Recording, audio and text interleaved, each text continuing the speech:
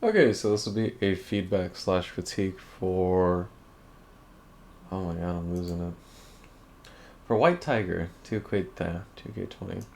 I've given you feedback before. You know the drill, man. I just like Tekken and I like Feng. Our new S tier Feng boy. A. Uh, man, like I don't know. I think Feng's good and all, and I love it. But he has his issues. I don't. He's not S tier. He is a strong contender, but he's not on the same level of like Marduk, Paul, God, Devil Jin, Leroy, Falconroy. Anyway, that's a whole nother discussion. That's a whole nother discussion. Anyway, man, you and I have chatted before. You know the drill. I am by no means a professional at this game. I'm just a nerd who likes Tekken, and I like Fang because he's really fun. Right? He's in the F tier. He's the fun tier. I don't know. I think Fang's like A, top of A, like near the top of A. Anyway, I don't care about the tier. I just want people to play Fang, and it's Fang's time to shine. All right, people are gonna be like, "Damn, this character is awesome," and then they're gonna get sidestep left once, and then they're gonna cry. What's up with you? Anyway, okay. Right off the bat, right here. So she does the wall running one, and then you start doing 1+2 for some reason. I don't think any of Fang's punch parries work against like a Sabaki punch parry, whatever you want to call it, right? I don't think any of his Sabakis work against while running moves. Even though Sabakis are typically better than parries, right? They don't power through running moves, right? Outside of Leroy, Jin, Geese, I don't know of any parries that do. I think Master Spreader did a talked about this early on when Lidia first came out, right? But like 1+2 just destroys Lidia, right?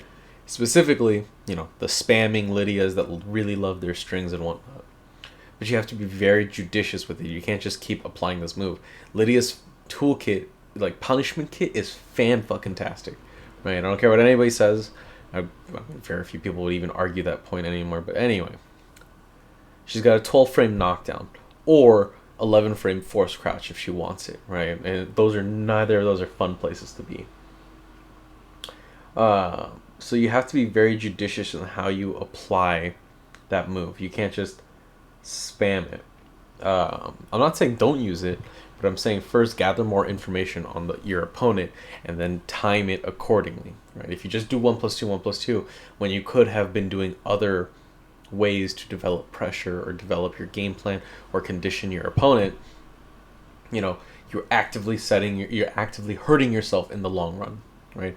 1+2 is fine if the Lidia is clearly falling for it and you're gonna get the full launch, right?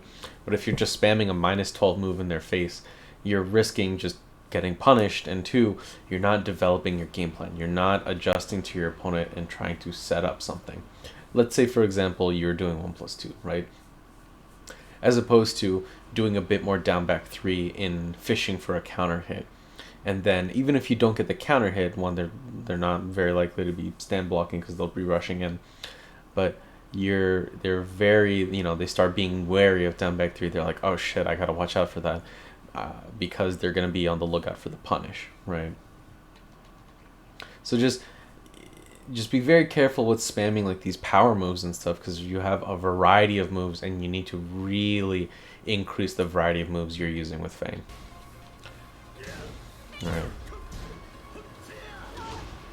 Right, like why again, so back Kenpo, right? Back Kenpo's fantastic. The stance is godlike, right? Nerf or not, the stance is it's a very powerful tool when utilized well, right? And nerf or not, the stance has basically zero commitment.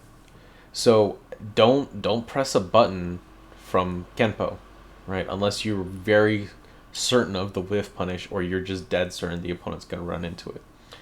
You got lucky this time where it's like, oh, the Lydia's just running anyway, so she runs into the mid. But it's like you want to leverage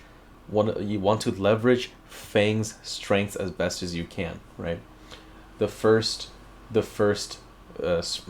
premier strength, in my opinion, is that Feng never has to really be locked into a situation. He has his mix-ups are very commitment heavy, but he has a lot of tools and annoying moves and pokes and stuff that's just basically like, hey, I never have to commit to anything. So you want to be more, you want to leverage that strength a lot more. Don't press a button from Kenpo until you're certain of like a whiff or just you have this hard read, right? And maybe you had the read on the Lidia running into the mid. If that's the case, just forget what I'm saying. But I'm just saying it's kind of like a preemptive, like, don't overcommit when you don't need to. And this doesn't just apply to Kenpo. This applies to any sort of move that you're going to be using as Feng.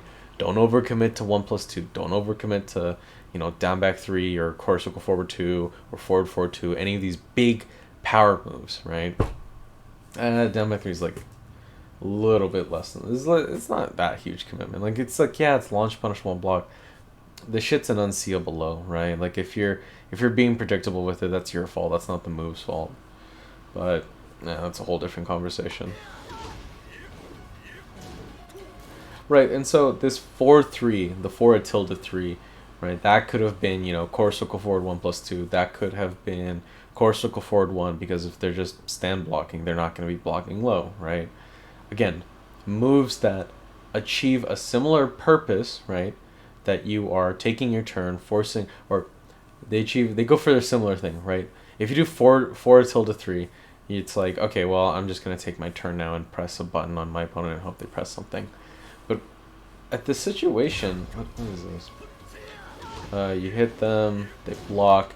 So you're -1, right? Versus the +4 to 5 that you would be, +4 that you would be from core circle forward 1+2, or the +2 you'd be from core circle forward 1 in addition to frame advantage, right?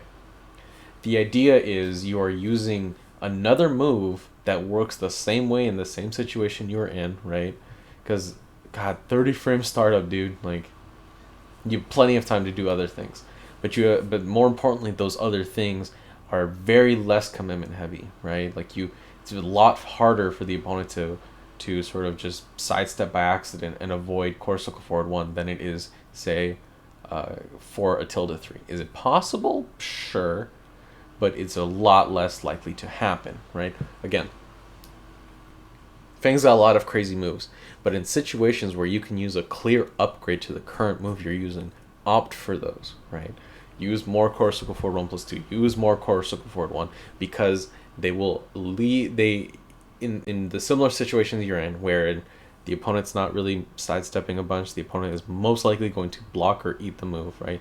They're going to block the mid or eat the low from core circle forward 1. You are going to be left in a far more advantageous situation than you would be with just them blocking 4-3.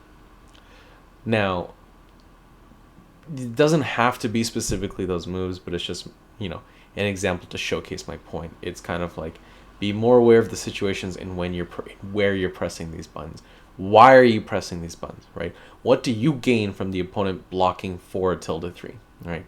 What do you gain at being at -1? What can you do to start, unnerving your opponent and force a mistake out of them, right? Just food for thought.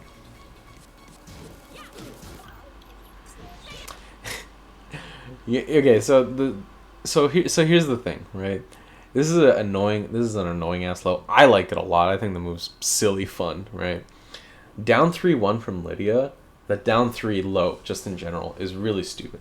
It's stupid fast, and it's a string into follow-ups that also are stupid fast. Here's the thing.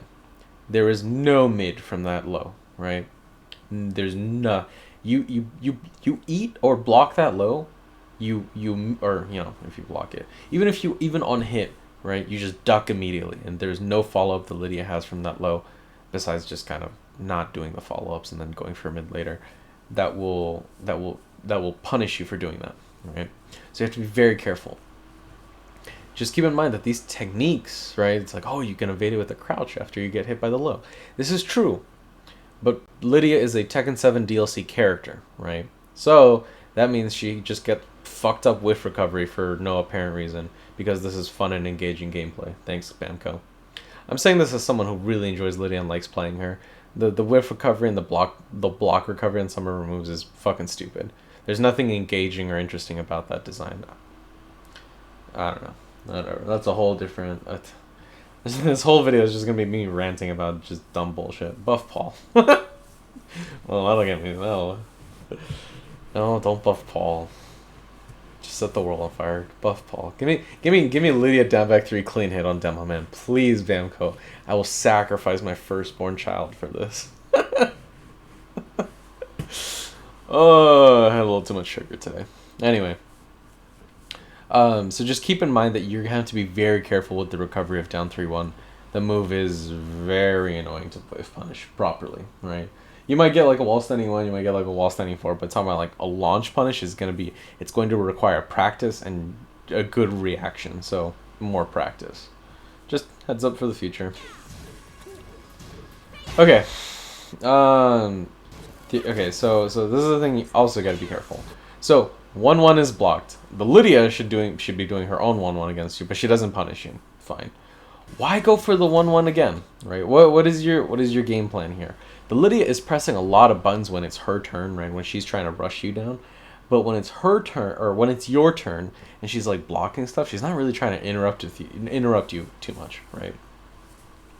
Again, don't overcommit to things. If the first 1-1 is blocked and they don't punish you, awesome. Just do another jab after, and then see what they do after the first jab. If they keep blocking, then do something like down 4, down back 4, down back 3, down 2, etc. Right? Don't do down back 4 unless they're running in with wall running 1 or some shit. Right? So again, it's that idea of yes, 1-1 is a very powerful tool, but again, you are overcommitting when you don't need to be. Right? Don't need to be overcommitting as much as you are. You don't need to be committing as much as you are. A simple 1 jab to test the waters and see what your opponent likes to do, and then immediately go for like a fast counter hit tool, right? Or maybe the tool itself isn't very fast, but it's well situated. It's like the right situation for it, right? Like down 2, not many people would say is like lightning quick. It's 20 frames, right? The range can be kind of awkward at times. And however, it high crushes on frame 6. So in a situation where you're only +1, not many people would opt for the 20 frame move. However, if you think the Lidia is just going to try and spam a bunch of high moves and jab strings, right? You just do down 2 and get your counter hit, because you crush on frame 5 essentially. You crush on frame 6, right? You're not going to have to worry about the speed of down 2. It's like, well, I'm going to high crush it, so you're not going to have to worry about any hitboxes. Again, food for thought, right? Or just doing 1 jab into movement, right? I think Reichhefter talked about this. It's kind of like your habit of only just kind of like, all right, let me just keep pressing buttons. Buttons will get me out of the situation. It's like, yes, it will as Feng. And I'm not going to say Feng is this fantastic punishment character. His punishment's ass, right? It's serviceable. Like, I'm happy that he has his punishment tools, but it's clearly he's not a punishment character. Regardless of that, every character has to block at some point. You got to block, take the mix-up, and then wait for your opportunity, right? So just keep that in mind, right? There's going to be some situations where it's like, yeah, go ahead and challenge your opponent because it's fucking Tekken 7 online and it's aggressive as fuck. But there's going to be a lot of situations where, okay, I'm just going to block whatever they do because I know I will get a better reward for it later because they'll do something predictable and I can punish it, or I can sidestep at the right time, etc., etc., etc.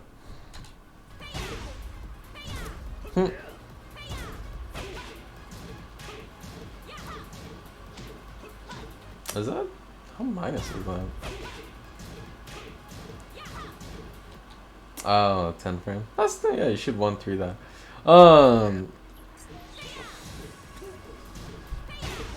This is fine. So this is the thing about Lidia, right? She's super fucking annoying to fight against, but you know, not every Lidia you fight is gonna be Arslan Ash, right? This Lidia is just doing a bunch of forward too. You need to be sidestepping, right? The move is hella linear, right? They can do this pseudo crazy technique of like, oh, if I delay the actual input, I can still keep some tracking from the forward input. Randos online are not going to be doing that, right? They're not going to be metagaming you at that, like, the fucking fourth dimension level right there. They're just going to be pressing the button because we're all gorillas, and that's all we know how to do because it's online and it's always super aggressive. So, you know, you're faced with a lot of options, right? One, you know that this Lidia is going to be very aggressive and keep trying to press a button. Two, you have a very good idea of what that button is because she just did it like 2 times in a row, right? The forward 2. So you can either, down back 3 because forward 2 is very safe. There's a lot of pushback. It's -2. But if she's just going to do another forward 2 after, you will more than likely hit her out of it, right? Down back 3 is still, it's 15 frames. It's 16 frames, right? But the forward 2 from Lidia is typically going to be like 16 frames. Or, if you consider that you're doing it while the Lidia is still at -2, you'll most likely counter hit her out of it. Alternatively, if you know the move is coming and you know it's going to be another forward 2, just start sidestepping, and then you have to sort of prime yourself because, again, the whiff recovery on that move is 9. It's like nearly non-existent. I'm exaggerating, but it's pretty fucking fast, right? So you have to mentally prepare yourself like, all right, I'm going to sidestep this forward 2 and then launch her for it. If you just stand there blocking, it's just kind of like, okay, well, I'm just going to keep doing this move until you stop me, right? You have to utilize, sometimes you just got to take the mix up or you got to take the risk of like, all right, let me sidestep in this situation and maybe get clipped by something. Because your potential reward of a sidestep into a launch is so huge, and it'll help discourage further sort of aggressive play from the Lidia. Ideally, right? Ideally. Yeah.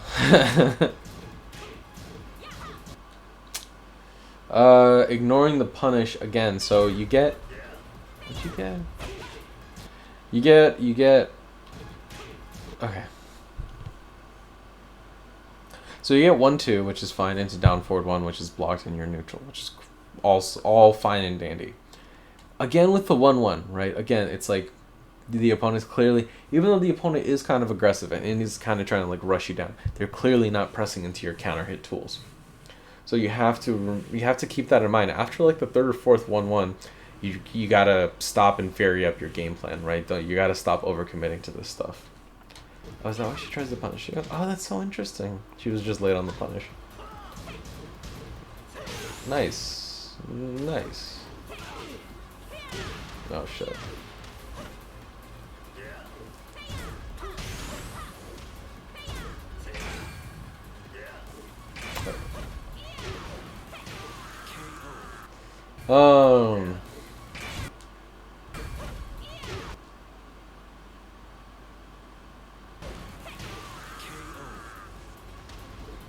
Yeah, that's a tough one. Alright, what happened?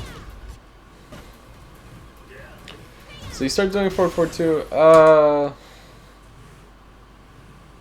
Yeah, it just feels like you were unsure what to do, and you kept pressing your advantage, and it's just kind of like, why?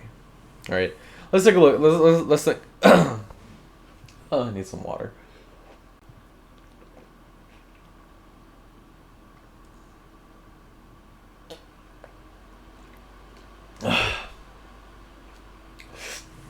Okay, so you have the life lead. The Lidia does not. Both players are in rage. Don't approach them, right? If you have the life lead and you're facing a character with generally weak approach, like she has a lot of shit from far away and she has a lot of moves she can just kind of throw out, but those moves have counterplay, right? She can't just freely throw out forward 2, especially not from this range when it's very likely for you to like sidestep, right? Just let them approach you. Let them approach you, and then use Feng's, not like keep out, but kind of like his evasion, and punish them for overextending, right? You only need like 1 or maybe 2 good hits depending on the poke you use, right? But she's arguably going to need a lot more, right? Her pokes aren't really that amazing, especially at this range, right?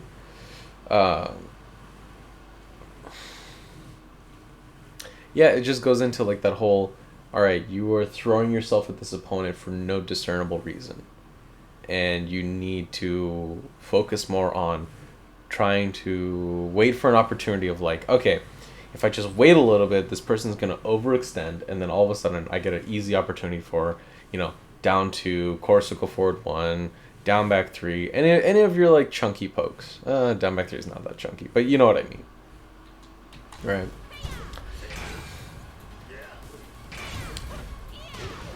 That's unfortunate.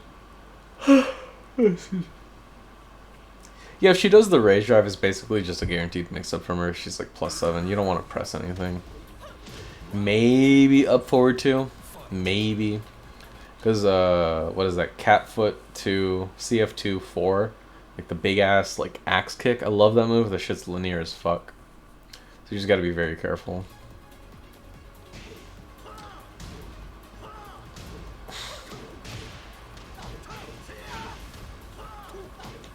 Nice. Nice. Alright. Mix up city. Let's go. A tragedy. Nice. But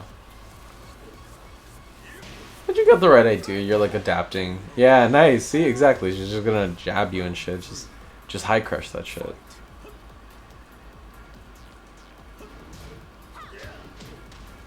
Yeah, that's where it comes about. And that's where the issue comes of like, alright, let me just start doing 1+2 and stuff. Oh my god, the hitbox on these moves.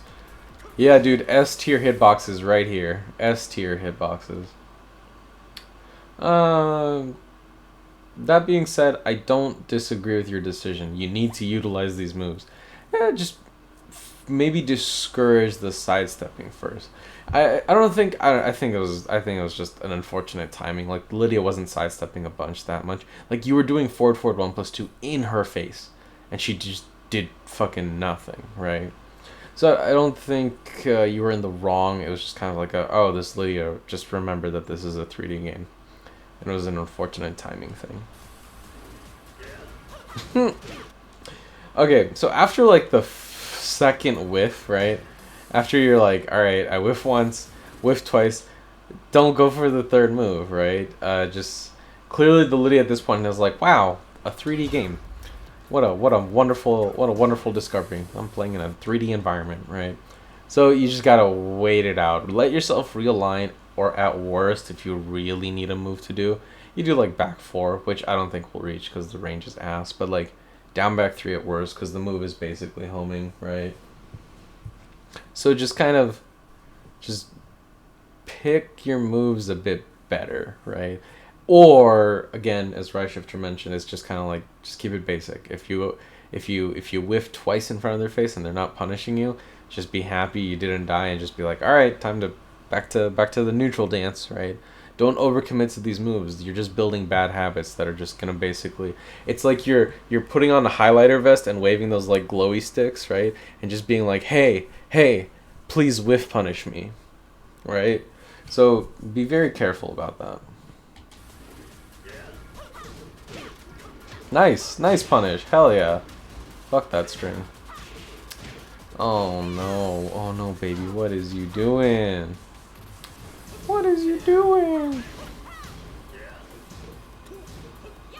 Ah, the first load. I don't know.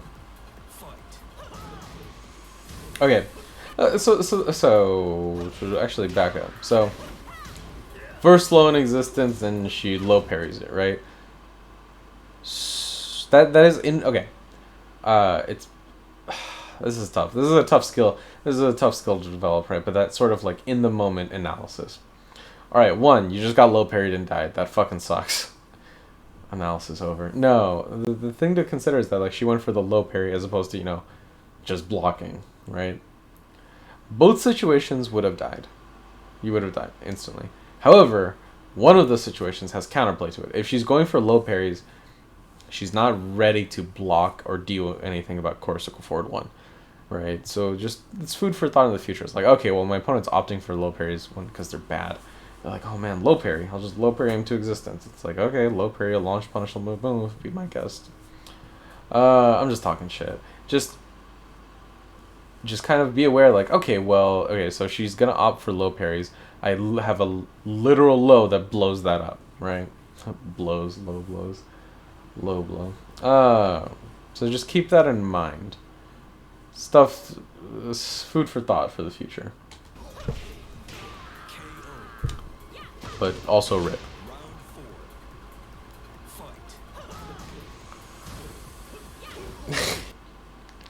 Rip. Alright, this is the second time she went for the low parry.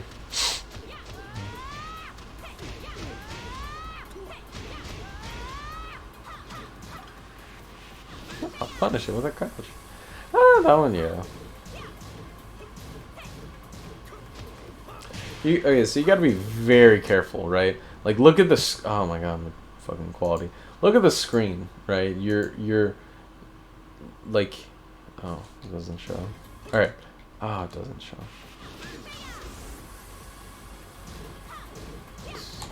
Like you're she's +6. You do not want to press a button in this situation, right? Don't press any buttons here. Just kind of be like, all right, well, I got blocked.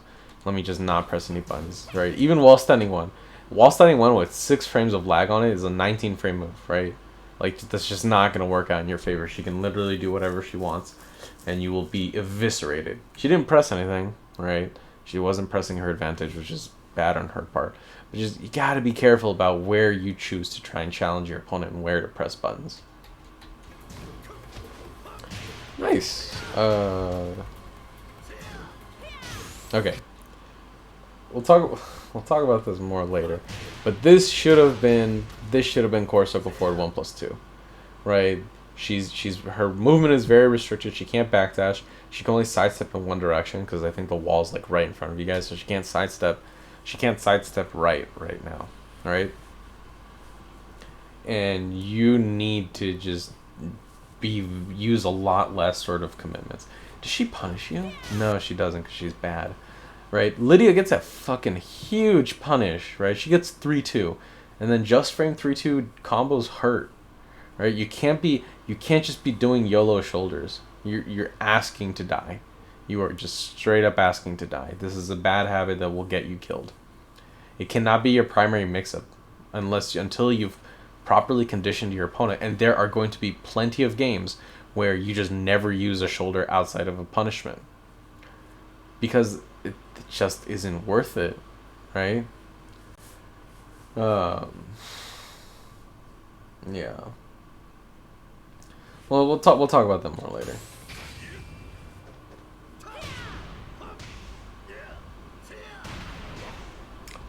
Blew the rage a little too early, but that's just me. Nice. Unfortunate.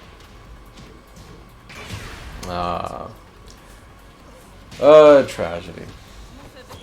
Okay, so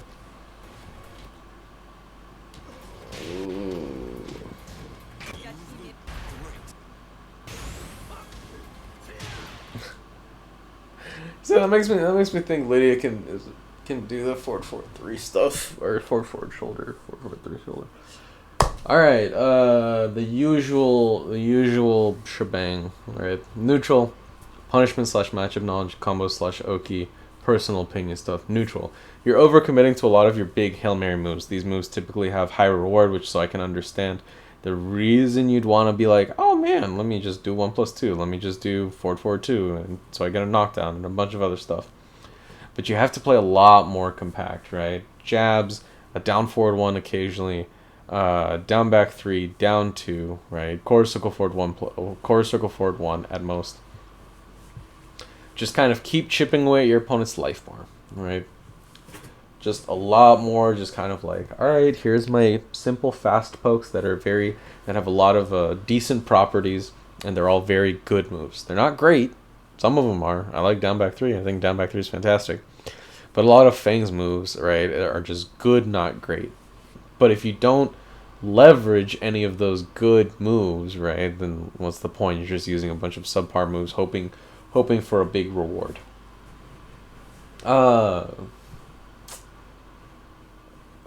do I say this? If the Lidia or any opponent online is just throwing themselves at you, just let them, right?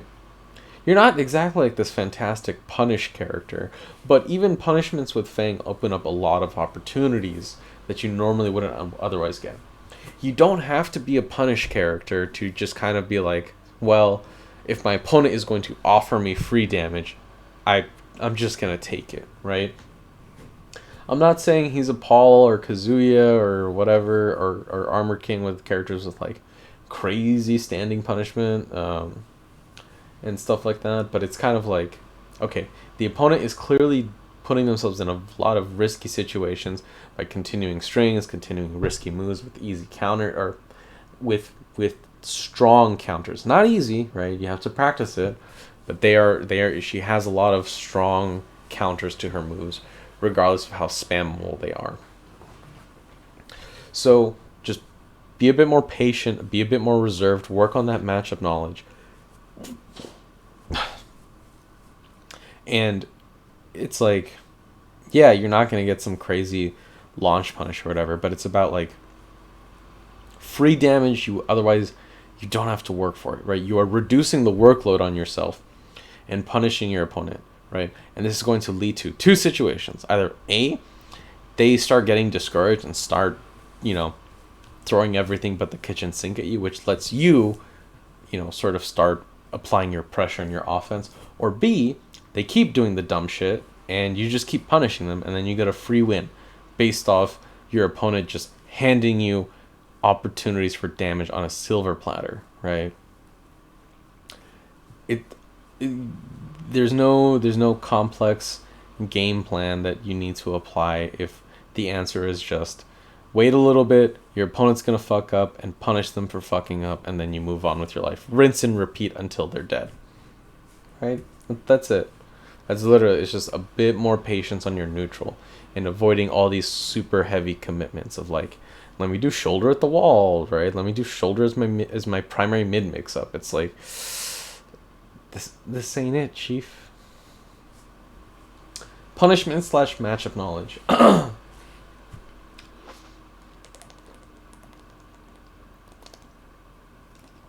Excuse me. Yeah, Lidia gets blown up by 1+2, but it's in specific situations, right? It's not a universal Sabaki. It's just a punch parry like all the other Sabakis. A majority of Sabakis, anyway. So, I'm not gonna harp on it too much. Just practice those punishes, practice brushing up on those punishes, and just kind of like. Yeah, I'll talk about that in personal opinion stuff. Have we fought each other before? I actually don't remember. Combo / Oki. Some awkward missed opportunities for capitalization here, but a lot of that is mainly just like stage awareness, stage presence, which is fine. It's like something you just gotta develop. Just gotta practice, right? It's nothing much there to like be like, hey, do this quick and easy guide and stuff like that. Oki, right? Shoulder should not be your primary mid mix up. I've harped on this enough. Doing a lot more of like your other plus frame options into stuff, right? Core circle forward 1+2, especially at the wall, because their movement's going to be a lot more restricted. And then also just kind of, this is another situation where just a bit of patience goes a long way. Feng has one of the best get up kick punishers in the game with forward 3-4, right? You can literally hang back at range 4 to 5. They're going to whiff their get up kick, and that you have plenty of opportunity to do, forward 3-4. Slightly exaggerating, but you get the gist of it. It's that sometimes the best Oki is just holding back, and then from a safe distance, and then when your opponent, being the over aggressive person that they are, just hands you damage, being like, hey, let me just whiff a get up kick in your face. Then you punish them into the next round, right? You punish them into oblivion. Other aspects of Oki. Yeah, you'd have to ask other Feng guys, Rye Shifter or something. Outside of like the usual Oki stuff, I don't think there's any like crazy opportunity that you missed out on here or should focus on.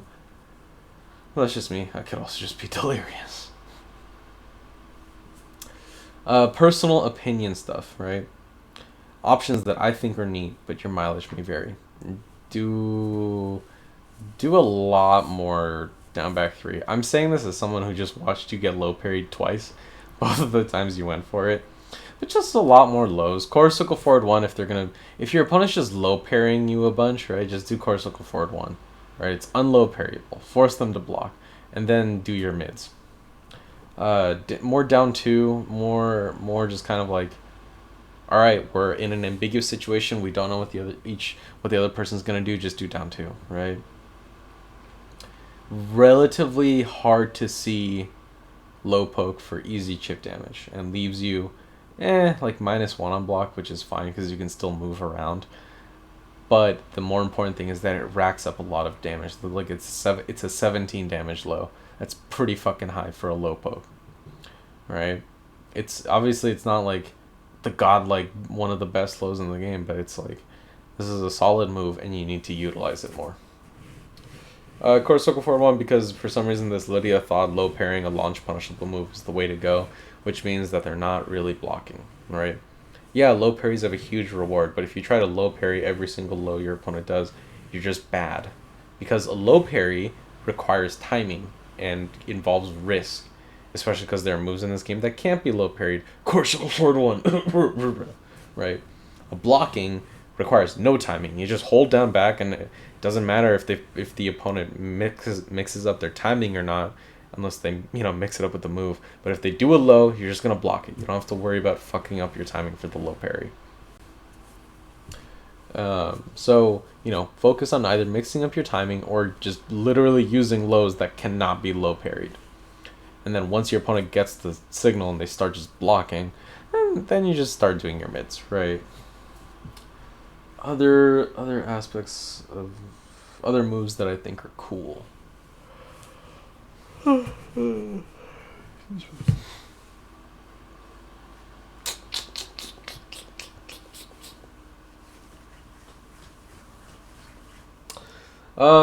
No, I mean, there's the usual dash blocking is your friend, right? That's your best approach tool.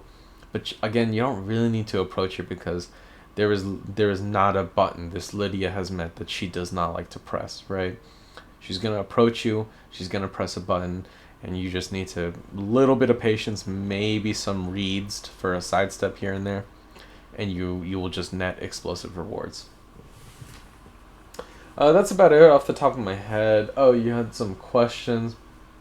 One question I had besides this is how do you play when under pressure? I feel like sometimes no matter how hard I lab, I do not apply what I've learned or only a small percent of it. It's a lot of it is what is the pressure that I'm being put under, right? If I know what the pressure is like, if I know what my opponent is doing, I adjust accordingly, right? If I know they're gonna do a high move, use a little bit more of Feng's full crouch stuff, right? Like full crouch down forward 1, maybe full crouch down forward 2. I don't use the move that much. It's kind of weird, but it's there, right? So if I know my opponent, like hypothetically, I'm Feng, right? I just did down back 3. I know my opponent is a gorilla that just likes to keep pressing buttons. So I'll just do something that I can do from full crouch, like full crouch down forward 1.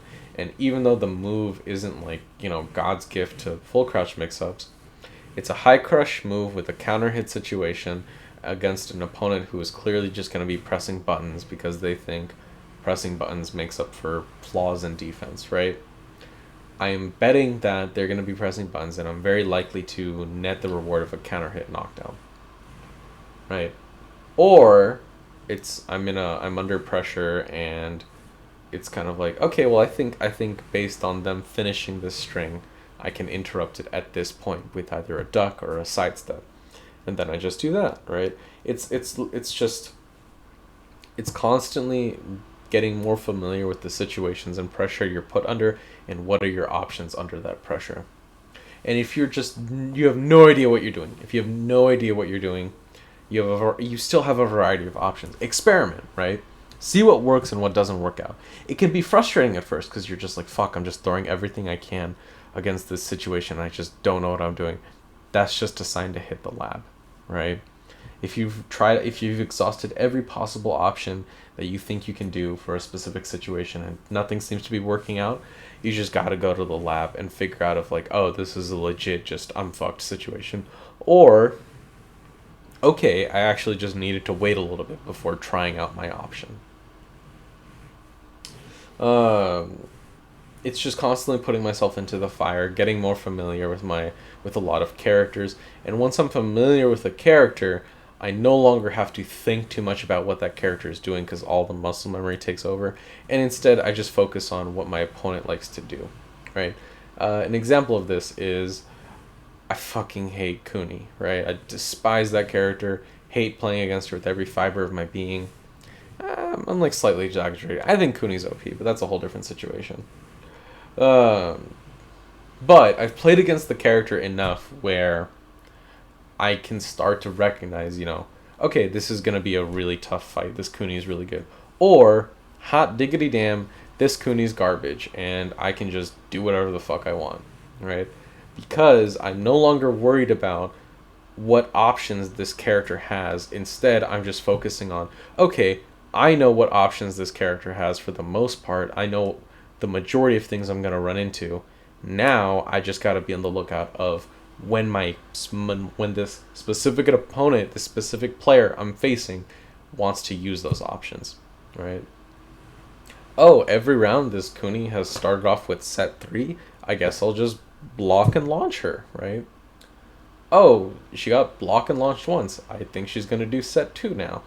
I'm just going to block. Oh, she did set 2. Cool, it's my turn, right?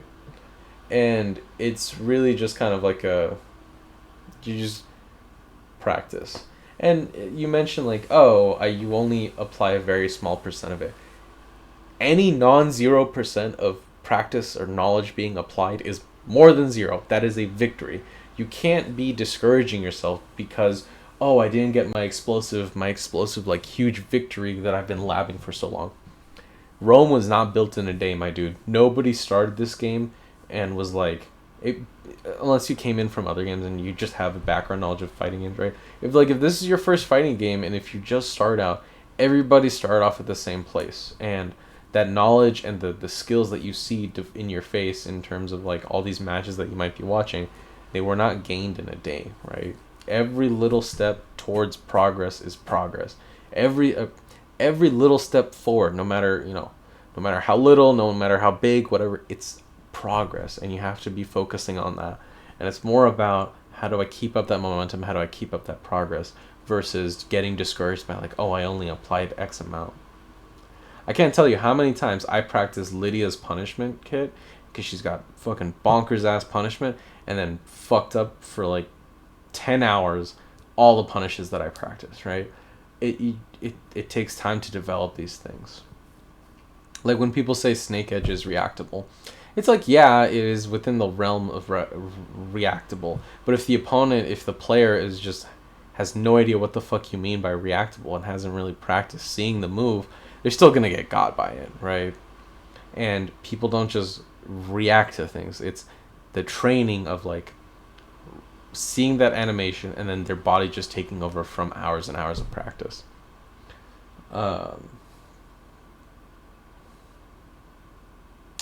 The last part of your question kind of throws me off. What are some good ways on repeat action to do this? Are you talking about like training mode? I think you just need someone to like play with. just someone to put you through the fire and just kind of like maybe some slight coaching or something. I would just continue putting in matches into critique, and then just kind of like taking in feedback from all the other players and saying like, hey, here's what's up, or just kind of continuing to experiment and continue to just kind of see like, all right, what can I do differently and all that other stuff. In terms of like utilizing training mode a bit more, that's just more about like specific character stuff that you need to lab out, right? Like, oh, I need to lab out this link setup that got me, or I need to lab out like this Eddie setup, all the lab character stuff. Another thing to consider is just watching matches by yourself, ones you lose or ones where you win, and just kind of analyzing. It's like, okay, what am I doing throughout this match, and just kind of like, where did it go wrong? What could I have done differently?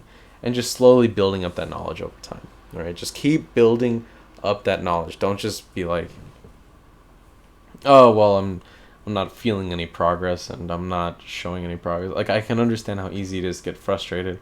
That's a whole different conversation. But just kind of understanding that like any bit of progress is progress, and you have to take that into account.